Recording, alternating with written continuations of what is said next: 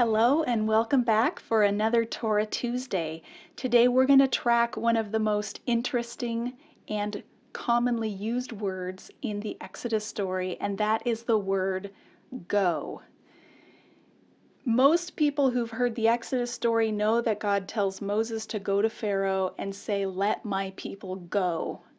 But long before that happens, there are other places where the word go appears in the narrative and anticipates where the story is going to end up in really clever ways.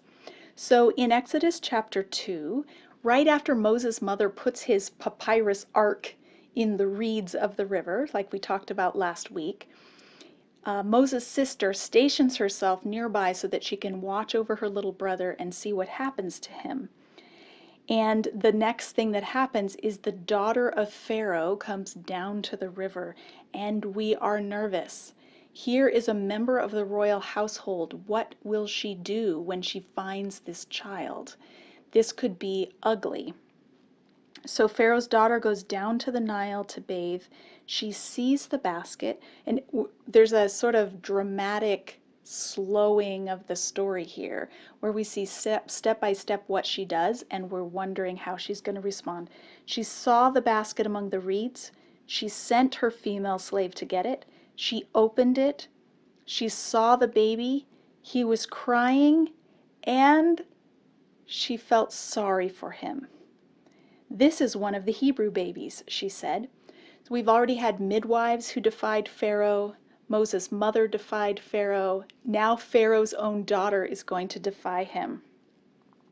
And Miriam approaches, we aren't told her name yet at this point, but the sister of the baby approaches Pharaoh's daughter and says, "Shall I go and get one of the Hebrew women to nurse the baby for you?" This word in Hebrew, we see it in English too, go. She's asking for permission to go. May I go? In the same verb form that Moses will later ask Pharaoh, "May we go and worship God in the wilderness?" And whereas Pharaoh will say no, the daughter of Pharaoh says yes. So she says, "May I go?" Verse 7. And Pharaoh's daughter says, "Yes, go." And she's giving a command, go, which is the command we want to hear from Pharaoh, but it takes a long time to get there. So she uses a strong imperative, in fact, like a double, "Going you shall go," like an emphatic go. And then it says the girl went to get the baby's mother. And this is my favorite part. Pharaoh's daughter said to her, in English, "Take this baby and nurse him for me." But it's the word go again. And it's an imperative in Hebrew. It's what's called a hifil imperative, which is like a causative where you cause someone else to do something. So Pharaoh's daughter tells Moses' mother, "Make him go." In other words, take him. It's this mic drop moment because this is exactly what we're wanting Pharaoh to say, like, "Go, get out of here." And he doesn't say it until chapter 12, but here we have, again, an anticipation from Pharaoh's own household of the permission that the Israelites need to leave Egypt. So you can continue reading through the story and find the other places where the word go is used. I'll just point out a couple more examples. In chapter 5, the people have come to Pharaoh. The leaders of the Israelites have come and asked for permission to go, and he's not liking it. So in chapter 5, verse 7, "You are no longer to supply the people with straw for making bricks.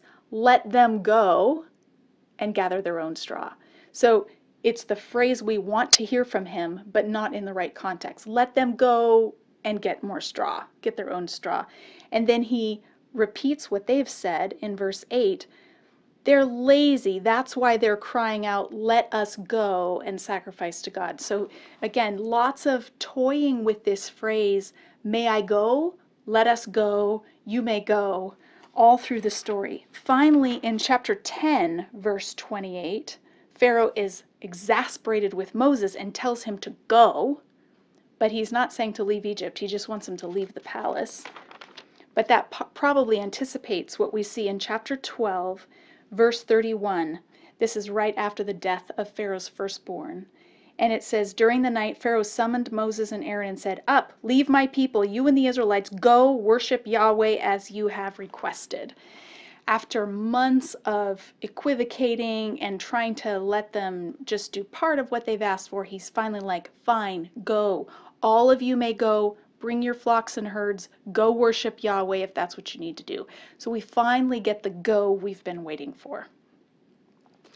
And in the midst of this story in chapter 2 that we were looking at closely is probably one of the most ironic reversals of human history. The mother, who has had to hide her child for fear of his murder by Pharaoh's men, is now paid by Pharaoh's women and protected by the state to nurse him through his infancy. And she's told by the very daughter of Pharaoh, make him go. So again, beautiful literary design to this story. I hope you've been inspired by these connections, and go hunting. There's lots more goes in this story.